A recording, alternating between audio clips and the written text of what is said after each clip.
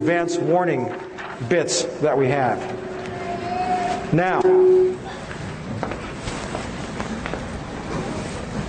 September 1 through 10, some 25,000 British troops, the largest British naval armada since the Falkland Island War. It's not Essential Harvest, it's called Swift Sword. An operation in the planning for 4 years, are set to deploy to Oman in the week before the September 11th attacks. It takes years to plan this kind of a deployment.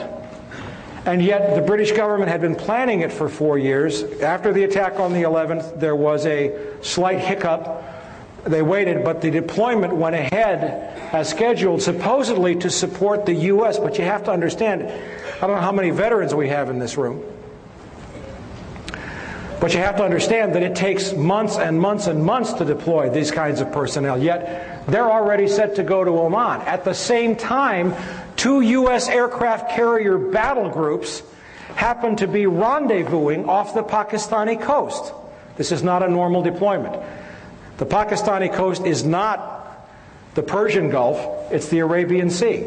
Yet we have 2 aircraft carrier battle groups off the Pakistani coast, and at the same time, some 17,000 U.S. troops join more than 23,000 NATO troops for Operation Bright Star in Egypt. Fully deployed, combat ready, locked and loaded. All before September the 11th.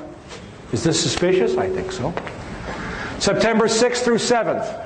We have the 4,744 put options on United Airlines, CIA monitoring stock trading in real time. September 10th, 4,500 put options are purchased on American.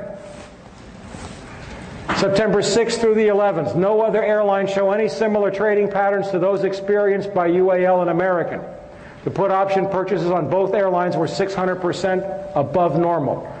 September 6th through 10th, put options on Merrill Lynch, Morgan Stanley, AXA Reinsurance, and Munich Re. It has been documented, and I talked about this through the Promise software, that intelligence agencies routinely track the stock trading. And I'll tell you what I think, an opinion here, happened, is that someone at CIA told the head of A.B. Brown, and the head of A.B. Brown decided to make himself a little money on the side, and he got caught because the stock market was shut down because, well, we'll come to that in a second. General Mahmoud of the ISI, the guy that wired $100,000 to Mohammed Atta, the guy that had to be approved by the CIA, happened to be in Washington on September the 11th. He had arrived the week before. I think he was discussing war plans. That's from MSNBC. September the 11th. For 35 minutes from 8:15 a.m. until 9:05 a.m. with it widely known to the FAA and the military that 4 planes had been simultaneously hijacked and taken off course. No one notifies the President of the United States. It is not until 9:30 that any Air Force planes are scrambled to intercept, but by then it is too late.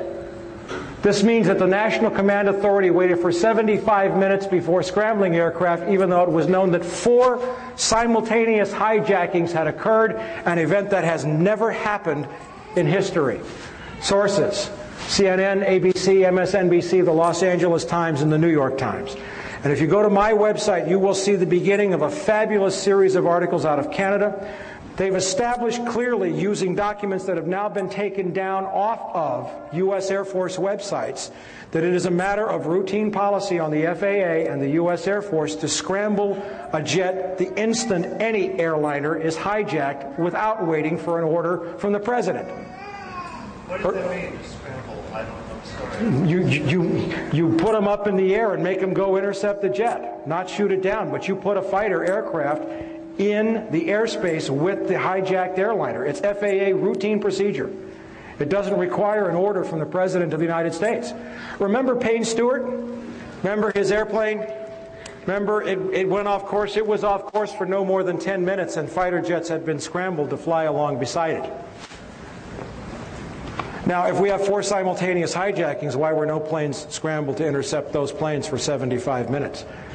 The Andrews Air Force Base website has taken down information saying that it maintained a ready response scramble force to protect the skies over Washington, D.C. A presidential order is not necessary to intercept an aircraft. It is necessary to shoot down an aircraft. And yet the government has committed a lot of lies.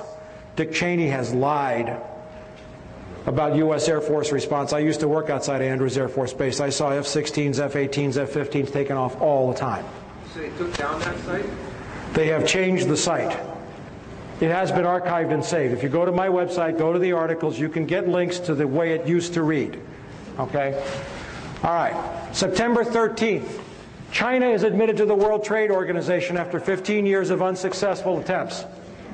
The vote was taken. It was just ratified about a week ago, but that was the vote. Nobody noticed. September 15th, the New York Times reports that Mayo Shattuck III, the head of A.B. Brown in the United States, resigned effective immediately without explanation.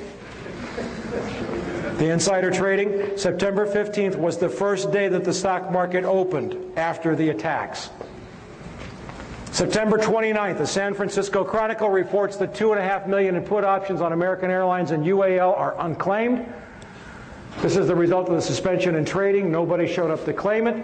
October 10th, the Pakistani newspaper Frontier Post reports that Ambassador Wendy Chamberlain has called on the Pakistani oil minister. The pipeline is now a go. Mid-October 2001, the Dow Jones is back up near 10,000 as a result of the massive looting, outpouring of cash. Gonna love this one. One of my dearest causes in the whole world, I have a couple of monthly columns in magazines, one of which is High Times, believe it or not. And, that's a strange thing for an ex-narc who hasn't had a beer or a joint. I've had no mind-altering chemicals in 18 years. It'll be 19 in January. I'm a recovering alcoholic, and I work a lot with men in recovery. I've written more than 30 articles on the subject of drug addiction and recovery for the U.S. Journal of Drug and Alcohol Dependence, and I can tell you that drug addiction is a medical, social, and spiritual problem. It is not a criminal problem.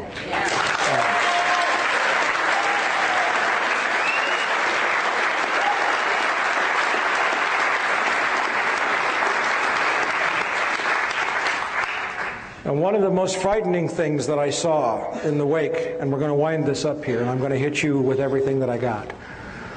One of the most frightening things that I saw in the wake of the attacks was a story that showed right here, this is from the New York Post, that the two companies, most of you know that some 30 to 40% of the prison inmates in this company are housed by private corporations who trade their stock on Wall Street based upon the number of human beings that they're housing in prison. That's what our economy has evolved into. We are a search and destroy economy. A snake eating its own tail is not nutritious, yet that's what we're doing. And I saw that the stocks of these two companies, Corrections Corporation of America and Wackenhut, went up 300% in the, 2 weeks after the attacks. And not only that, you read this story, and there was an urgent request outside of the budget for 40,000 new prison beds. That's before the next year's budget. Now, does anybody here think there are 40,000 Islamic terrorists in this country? Who are those beds for? I'll tell you when I get there, you know? Okay? But the Bureau of Prisons budget request next year is supposed to ask for something, and this is not